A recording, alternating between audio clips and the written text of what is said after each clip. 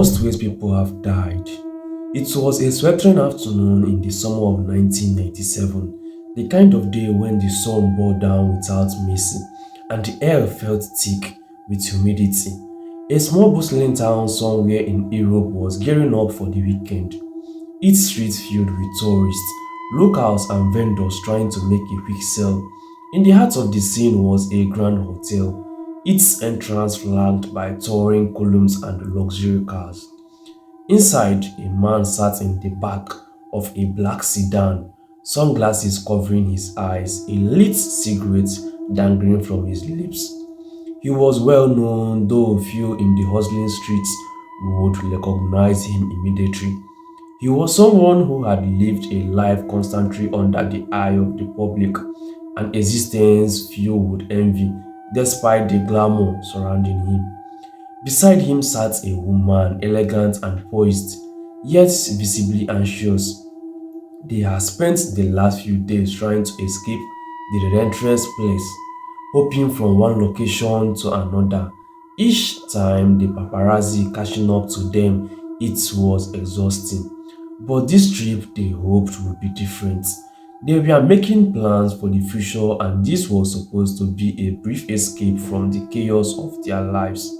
The driver, a man who had been with them for the last several months, maneuvered the vehicle through the narrow streets of the city.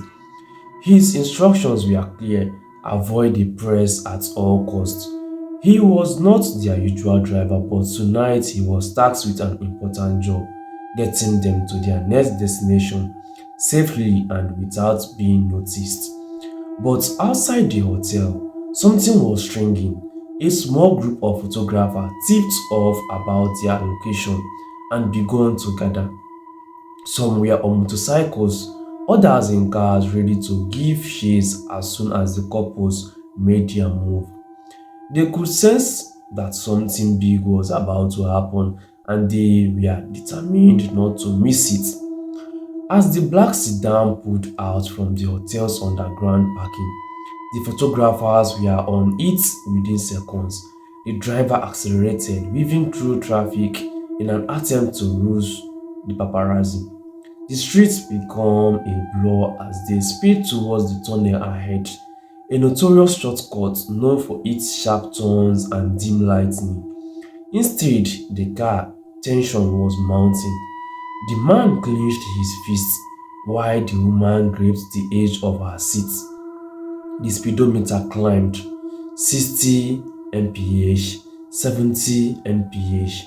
The photographers stayed close, their motorcycle roaring in pursuit, flashes from their cameras illuminating the darkened tunnel. The driver pushed to his limit, misjudged the sharp curve ahead. In an instant, everything changed. The car slammed into a pillar, the force of the impact crushing the front of the vehicle. Metal twisted and glass shattered.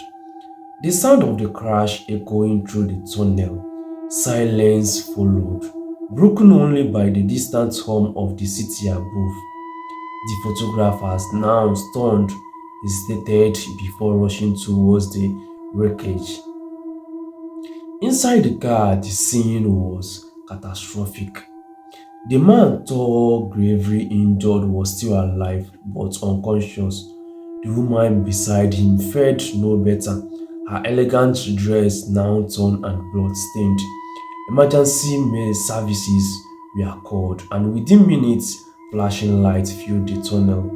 Firefighters and paramedics worked frantically to free the occupants of the car, their faces grim as they realized the severity of the situation. The woman was rushed to a nearby hospital, the man following closely behind. The media, which had been chasing them only moments before, now gathered outside the hospital, broadcasting every detail to a shocked and grieving world. The air was thick with speculation: would they survive? How had it happened? How and who was to blame? Hours passed, and soon the devastating news was confirmed. She was gone.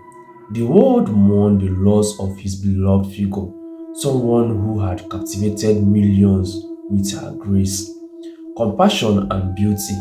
The man, still clinging to life, was placed in intensive care, but he too would not survive much longer. The woman, of course, was Princess Diana, the people's princess, whose death in the fateful car crash on August 31st, 1997 shocked the world. And this is the end of the story. Don't forget to hit the subscribe button so that you won't miss my next story.